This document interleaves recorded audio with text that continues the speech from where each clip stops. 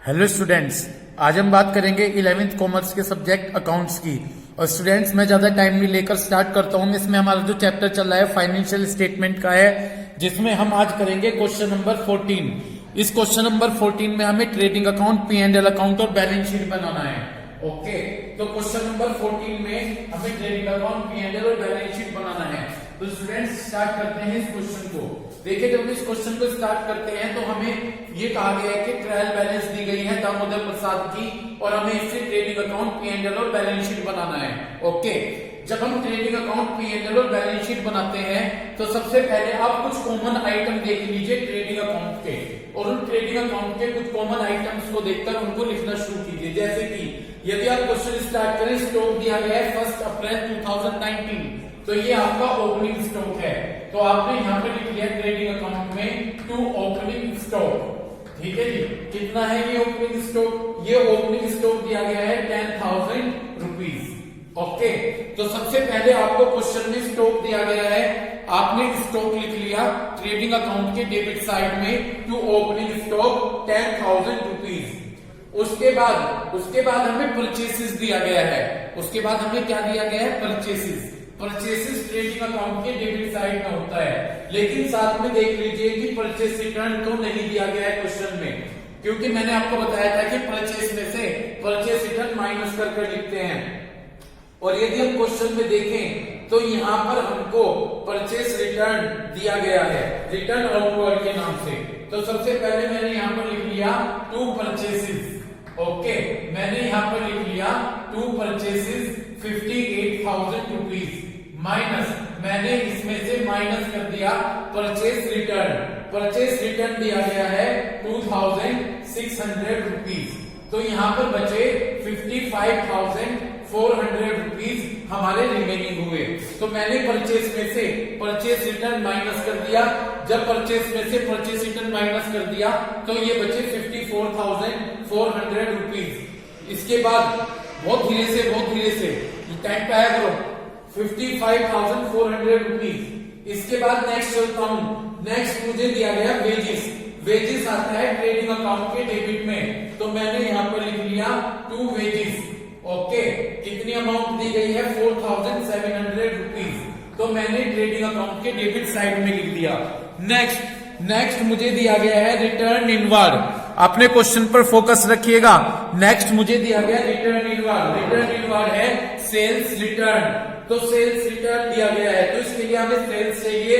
दूसरे कॉलम में जाकर थर्ड आइटम देखिएगा, सेल्स दिया गया है, तो मैंने लिख लिया बाय सेल्स दिया गया है 98,650। तो हमें सेल्स कितनी दी गई? 98,650। इसमें से माइनस कर दिया मैंने सेल्स रिटर्न। इसमें से जब सेल्स रिटर्न माइनस किया तो वो दिया गया 3,520। ठीक है जी, तो इसके बाद मैंने माइनस ये कर दिया, बचा 95,130। तो मैंने सेल्स 98,650 से सेल्स रिटर्न माइनस कर दिया 3,520, तो ये बचा 95,130। 5 में से 2 गए 3, 6 में से 5 गए 1, 8 में से 3 गए 5, 9। ओके, इसके बाद आप आगे चलिएगा। कैरिज ऑन परचेज दिया गया है। यदि कैरिज ऑन परचेज है तो ये ट्रेडिंग का खर्चा है, तो मैंने इसे लिख लिया ट्रेडिंग के डेबिट में to carriage on purchase. Okay, ये ट्रेडिंग का खर्चा है, मैंने लिख लिया कैरिज ऑन परचेसेस। ये दिया गया 2360। ओके, इसके बाद कैरिज ऑन सेल्स दिया गया है। कैरिज ऑन सेल्स P&L से रिलेटेड एक्सपेंसेस है, तो मैंने यहाँ पर कुछ स्पेस छोड़ दिया ट्रेडिंग के लिए, और मैंने अब ट्रेडिंग और P&L एक साथ बनाए जाते हैं, तो यहाँ पर मैंने ट्रेडिंग का कुछ स्पेस छोड़ दिया, और मैंने उसके बाद लिखा जो मुझे दिया गया है कैरिज ऑन सेल्स, तो मैंने यहाँ पर लिख लिया टू कैरिज ऑन सेल्स। जब मैं कैरिज ऑन सेल्स लिख लिया, ये P&L का एक्सपेंसेस है, ये दिया गया 710 रुपीज। नेक्स्ट मैं बात करूं ऑफिस सैलरी बेसिकली P&L से रिलेटेड है। ये P&L का एक्सपेंसेस है, तो मैंने डेबिट साइड में जाकर यहाँ पर लिख दिया क्या? To office salary. यहाँ पर मैंने लिख दिया टू ऑफिस सैलरीज। ठीक, तो यहाँ पर ये ऑफिस सैलरीज दी गई है कितनी? ये दी गई है 4,000 800 रुपीज। ओके, इसके बाद मैं फोकस करता हूं रेंट और टैक्स, ये भी P&L से रिलेटेड एक्सपेंसेस है। तो मैंने P&L में जाकर लिख दिया टू रेंट एंड टैक्स। कितना दिया गया है रेंट और टैक्स? ये दिया गया है 2400 रुपीज। ओके, इसके बाद दिया गया है कैश। कैश हमारे लिए असेट्स होती है। कैश हमारे लिए क्या होती है? असेट। जब मैंने बैलेंस शीट बनाई तो इधर की साइड तो लायबिलिटी साइड होगी, ये अमाउंट हो गई, उधर की साइड हमारे लिए असेट्स हो गई और वो हो गई अमाउंट। ओके, तो हमें दिया गया क्या? हमें दिया गया है यहाँ पर कैश, तो मैंने असेट्स में जाकर यहाँ पर लिख दिया कैश। ये हमारे लिए दिया गया 1100 रुपीज। ओके, इसके बाद बैंक बैलेंस दिया गया है। बैंक बैलेंस हमारे लिए असेट्स है। क्या है? असेट्स। तो हमने असेट्स में जाकर यहां पर लिख दिया बैंक बैलेंस, जो कि हमें बैंक बैलेंस दिया गया है कितना? 7820। नेक्स्ट, इसके बाद हमें बैड डेट्स दिया गया है। बैड डेट्स का मतलब है जो हमें पैसा डेटर्स ने नहीं दिया, ये हमारे लिए लॉस है। लॉस को डेबिट में लिखेंगे लेकिन P&L में, तो ये P&L से रिलेटेड एक्सपेंसेस है। तो मैंने यहां पर जाकर लिख दिया क्या? To bad debts. ठीक है जी, तो यहां पर मैंने लिख दिया टू बैड डेट्स। ठीक है जी, कितनी अमाउंट दी गई? ये अमाउंट दी गई है 600 रुपीज की। ओके, तो बैड डेट्स हमारे लिए लॉस है जो हमने जाकर P&L की डेबिट में लिख दिया। Next, discount allowed. Discount allowed का मतलब हमने डिस्काउंट दी। अगर हम डिस्काउंट दे रहे हैं तो ये हमारे लिए एक्सपेंसेस है, और यदि हमें डिस्काउंट मिल रही है तो ये हमारे लिए इनकम है। यहां पर हमने डिस्काउंट अलाउड, डिस्काउंट अलाउड का मतलब डिस्काउंट दी, तो ये हमारे लिए एक्सपेंसिव है। तो P&L के डेबिट में मैंने लिख दिया क्या? To discount allowed. Okay, to discount allowed. कितनी डिस्काउंट है? 640 रुपीज। ओके, तो ये P&L से रिलेटेड एक्सपेंसेस है। यहां तक कोई दिक्कत? इसके बाद नेक्स्ट है कि लैंड एंड बिल्डिंग। लैंड और बिल्डिंग हमारे लिए असेट्स होती है। क्या होती है? तो इसे बैलेंस शीट में जाकर हमने असेट्स में लिख दिया लैंड एंड बिल्डिंग। ओके, कितनी है लैंड एंड बिल्डिंग? 20,000। ये लैंड और बिल्डिंग हमें दिया गया 20,000 रुपीज। ओके, नेक्स्ट है जी स्कूटर। स्कूटर हमारे लिए असेट्स है। ठीक है, स्कूटर हमारे लिए क्या है? असेट्स। तो स्कूटर को जाकर हम असेट्स में लिख देंगे। यहां पर लिख दिया हमने स्कूटर, ये हमारे लिए असेट्स है, तो हमने इस असेट्स में जाकर लिख दिया 6,600 रुपीज। ओके, यहां तक कोई दिक्कत? इसके बाद यदि मैं बात करूं स्कूटर रिपेयर्स। स्कूटर रिपेयर्स हमारे लिए एक्सपेंसिव है। बहुत बच्चे गलती करते हैं, स्कूटर रिपेयर देखकर स्कूटर समझकर असेट्स में लिख देते हैं। ये स्कूटर रिपेयर दी गई है, हमारे लिए एक्सपेंसिव है, तो ये P&L के डेबिट साइड में लिखा जाएगा टू स्कूटर रिपेयर्स। ओके, क्या लिखा जाएगा? To scooter repairs. ओके, इतनी बात आपकी क्लियर हो गई। ये कितना दिया गया है स्कूटर रिपेयर्स? ये दिया गया है 850। यहां तक कोई दिक्कत? नेक्स्ट, इसके बाद मैं बात करता हूं BR। देखिए, BR का मतलब है बिल्स रिसीवेबल। BR का मतलब क्या है? ये हमारे लिए असेट्स होती है जी। दो वर्ड्स आएंगे, BR और बिल्स पे BP। BR का मतलब बिल्स रिसीवेबल असेट्स, और BP का मतलब बिल्स पेबल, ये हमारे लिए लायबिलिटीज है। ठीक है, ये हमारे लिए क्या है? अभी BR है तो ये हमारे लिए असेट्स है। मैंने असेट्स में जाकर BR लिख दिया और ये अमाउंट है 3,500 रुपीज। यहां तक कोई दिक्कत? ठीक। Next, commission. कौन से कॉलम में है कमीशन? कमीशन दिया गया है डेबिट वाले कॉलम में। ठीक है, ऊपर देखो डेबिट बैलेंस लिखा है, तो ये जो कमीशन है ये डेबिट है। कमीशन डेबिट का मतलब एक्सपेंसिव। अगर कमीशन क्रेडिट होता तो वो हमारे लिए इनकम होती। कमीशन डेबिट है तो ये हमारे लिए क्या है? एक्सपेंसिव। तो मैंने यहां पर जाकर लिख दिया टू कमीशन। ओके, क्या लिख दिया जी? To commission. कितना है कमीशन? ये कमीशन है जी 1,800 रुपीज। यहां तक कोई प्रॉब्लम नहीं होगी। उसके बाद डेटर्स। डेटर्स हमारे लिए असेट्स है। डेटर्स हमारे लिए क्या है? असेट्स। जाकर असेट्स में हमने डेटर्स लिख लिया। डेटर्स हमारे लिए क्या है? असेट्स। तो हमने जाकर असेट्स में डेटर्स लिख दिए 25,400 रुपीज। ओके, यहां तक कोई दिक्कत? उसके बाद इंटरेस्ट ऑन एक्स लोन। देखिए, यदि आपने किसी से लोन लिया है, पैसा उधार लिया है और आप उस पर इंटरेस्ट दे रहे हैं, आप उस पर क्या दे रहे हैं, तो वो हमारे लिए एक्सपेंसिस है। यदि मैंने कोई लोन लिया है और मैं उस पर इंटरेस्ट पे कर रहा हूं तो ये मेरे लिए एक्सपेंसिव है। एक्सपेंसिव को P&L के जेबी में कर देंगे to interest on X loan, to interest on X loan. कितनी बात क्लियर हो गई? ये इंटरेस्ट दिया गया है 1,500 रुपीज का। ओके, कितना दिया गया है? ठीक। इसके बाद ड्रॉइंग्स दी गई है। अब क्योंकि मैं आपको बताऊं, आपको बैलेंस शीट का क्वेश्चन नहीं मिला है करने के लिए अब तक। पहले तो क्वेश्चन थे बैलेंस शीट के, लेकिन इन्होंने बुक से हटा दिए इस बार की बुक में। तो अब आपने क्या करना है, अब एक प्रोसीजर समझ लीजिए। सबसे पहले लायबिलिटीज में जो कैपिटल होगी वो लिख देते हैं। लायबिलिटीज में सबसे पहले क्या लिखेंगे? कैपिटल। देखो, कैपिटल दूसरे कॉलम में दी गई है, नीचे से थर्ड, वो है 40,000। फिलहाल मैं शॉर्ट में एक रास्ता बताऊंगा, आगे लेंथी प्रोसीजर हो जाएगा। जैसे सुनो, कैपिटल में इंटरेस्ट ऑन कैपिटल ऐड होगा। क्या ऐड होगा? ठीक, वो नेक्स्ट चैप्टर में होगा। ओके, अब यहां पर सबसे पहले कैपिटल लेंगे, उसमें जो भी नेट प्रॉफिट या नेट लॉस आएगा वो कंसीडर करेंगे। अब नेट प्रॉफिट P&L से मिलता है, किससे मिलेगा? इस P&L से अगर नेट प्रॉफिट आएगा तो ऐड कर दीजिएगा, नेट लॉस आएगा तो माइनस कर दीजिएगा। इतनी बात आपकी क्लियर हो गई? ठीक। जो यहां पर बचेगा, इसमें से 3 आइटम ध्यान रखना, ड्रॉइंग्स, इनकम टैक्स और life insurance. Drawings, income tax और लाइफ इंश्योरेंस अगर वो आए वो माइनस होंगे तीनों। ठीक है, क्या क्या? ड्रॉइंग, इनकम टैक्स और लाइफ इंश्योरेंस। क्या आया यहां पर? यहां पर आया है ड्रॉइंग्स, तो मैंने यहां पर माइनस कर दिया ड्रॉइंग्स, लिखकर छोड़ दिया माइनस ड्रॉइंग्स। कितना? 6,000 रुपीज। ओके, कोई प्रॉब्लम? ठीक। लाइफ इंश्योरेंस और देख लीजिएगा, अगर आएगा तो इनकम टैक्स और देख लीजिएगा। इतनी बात समझ में आई? चलो ड्रॉइंग से आगे चलते हैं। अब क्या दिया गया? Discount receive. डिस्काउंट रिसीव दिया गया, ये हमारे लिए इनकम है। इनकम को क्रेडिट करते हैं, इनकम को क्या करते हैं? क्रेडिट। तो हमने ये डिस्काउंट रिसीव P&L में आएगा। कहां पर आएगा?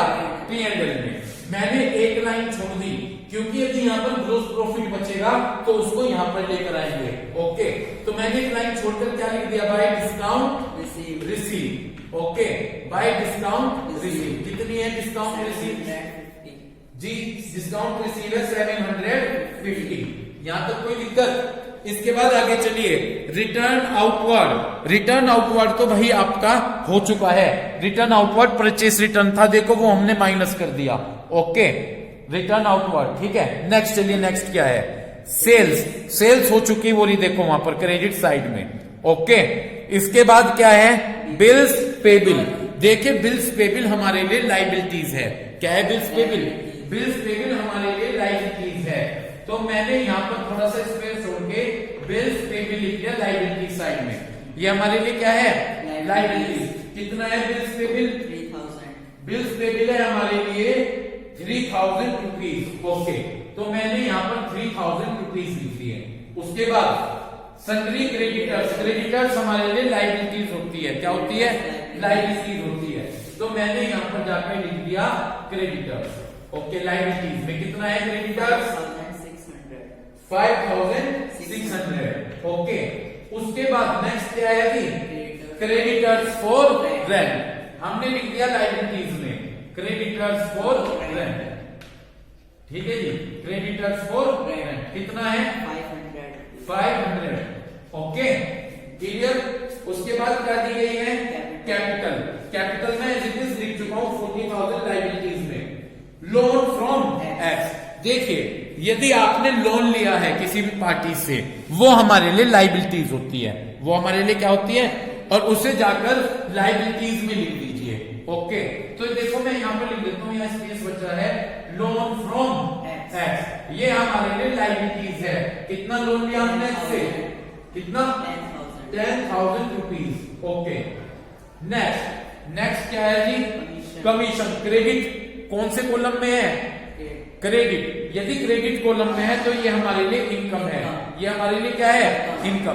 तो इस साथ P&L अकाउंट के क्रेडिट साइड में नहीं, बाद में ठीक है, ये हमारे लिए इनकम है तो हमने लिखते हैं यहाँ पर bye commission. Okay, bye commission ये हमारे लिए क्या है, ये हमारे लिए इनकम है तो हमने इसे क्रेडिट साइड में लिख दिया 1200 रुपीज। यहां तक कोई दिक्कत, क्लियर? तो ये हमारे लिए इनकम थी। ओके, नेक्स्ट पढ़िएगा क्वेश्चन आगे। आपसे कहा गया कि ट्रेडिंग अकाउंट और P&L अकाउंट बनाना है और आपको स्टॉक दे रखा है 31 मार्च 2020। देखिए ये स्टॉक इस ट्रायल बैलेंस के बाद में दे रखा है, इस ट्रायल बैलेंस के बाहर दे रखा है। यदि ये ट्रायल बैलेंस में आता तो ये केवल एक जगह आता है, यहां पर असेट साइड में। अगर ये क्लोजिंग स्टॉक इस ट्रायल बैलेंस में होता तो केवल ये असेट साइड में आता, लेकिन ये क्लोजिंग स्टॉक ट्रायल बैलेंस के बाहर दिया गया है तो ये दो जगह पर आएगा। कितनी जगह पर आएगा, दो जगह पर आएगा। एक तो ये ट्रेडिंग अकाउंट में आएगा इधर क्रेडिट साइड में, और एक ये असेट्स में आएगा। इस कंसेप्ट को बहुत ध्यान से समझो। अगर ये क्लोजिंग स्टॉक इस ट्रायल बैलेंस में मिलेगा तो ओनली असेट साइड में लिखेंगे, लेकिन ये देखो इस ट्रायल बैलेंस के बाहर दिया गया है तो ये दो जगह पर आएगा। एक तो ये आएगा हमारे यहाँ पर ट्रेडिंग अकाउंट के क्रेडिट साइड में by closing stock. Okay, by closing stock कितना दिया गया क्लोजिंग स्टॉक के 22,000। ओके, और एक ये हम असेट साइड में लिखेंगे क्लोजिंग स्टॉक 22,000। इतनी बात आपके समझ में आ गई? ठीक, हमने सारे ट्रांजेक्शन लिख लिए। जब सारे ट्रांजेक्शन लिख लिए तो अब सुनो हम क्या करेंगे। सारे ट्रांजेक्शन लिखने के बाद अब हम ऊपर ट्रेडिंग अकाउंट पर आ जाते हैं। अब हम ट्रेडिंग अकाउंट का टोटल लगाएंगे। अगर ट्रेडिंग अकाउंट का डेबिट साइड का टोटल ज्यादा है तो इधर ग्रॉस लॉस बचेगा, और यदि क्रेडिट साइड का टोटल ज्यादा है तो इधर ग्रॉस प्रॉफिट बचेगा। इस क्वेश्चन में उधर का टोटल ज्यादा है, इधर का क्रेडिट साइड का, तो यहाँ पर हमारा ग्रॉस प्रॉफिट बचेगा। यहाँ पर हमारा क्या बचेगा, ग्रॉस प्रॉफिट।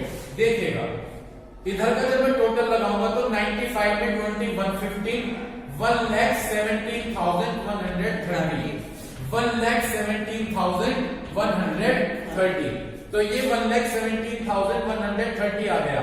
इधर का टोटल लगाते हैं 55 में 10 ऐड के 65 69 70 100 72 460 तो 72,460 आया। ओके, तो जब हम इसमें से करेंगे, ठीक, इसमें से माइनस करेंगे तो यहाँ पर 7 6 13 7 बच गया, यहाँ पर 0 6 बच गया। ओके, यहाँ पर 0 यहाँ पर कितने कहां पर आ गए थे हम, यहाँ पर 6 में से 2 गए 4 बचे। ओके, 6 में से कितने गए 2 और यहाँ पर 4 बचे, तो 44,670 यही हमारा क्या आ रहा है। यदि आप देखें ग्रोस प्रॉफिट तो हमारा ग्रोस प्रॉफिट कैलकुलेट होकर आया 44,670 रुपीज। यहां तक कोई दिक्कत? ये हमने कैसे किया, ये हमने किया इधर का टोटल लगाया पहले क्रेडिट साइड का 95,130 में 22,000 ऐड किए तो 1,17,130 आया। तो 1,17,130 में से आपने 10,000 55,400 4,700 2,360 माइनस किए तो कितने बचे 44,670। ये हमारे लिए ग्रोस प्रॉफिट आया। हमने लिखा to gross profit carried down. Clear? अब इस ग्रोस प्रॉफिट को, ये हमारा ट्रेडिंग अकाउंट बनकर तैयार हुआ। अब इस ग्रोस प्रॉफिट को आगे लेकर आएंगे। ठीक, यदि ग्रोस लॉस बचता इधर बचता तो उसे इधर की साइड लेकर आते to gross loss brought down. ठीक, क्योंकि ये ग्रोस प्रॉफिट बचा, प्रॉफिट क्रेडिट होता है तो आप इसको क्रेडिट साइड में ट्रांसफर कीजिए by gross profit brought down 44,670। Okay, 44,670। इतनी बात क्लियर हो गई। देखिए इसका टोटल मैं यहाँ पर लगाता हूं, मैंने इसके आगे लाइन खींची हुई थी, ठीक है, वहां पर स्पेस कम रह गया है। अब हम इसका टोटल लगाते हैं। इसका टोटल लगाऊंगा तो 44,670 में मैं यहां पर लगा देता हूं एक साथ लिखकर, फिर मैं इरेज कर दूंगा।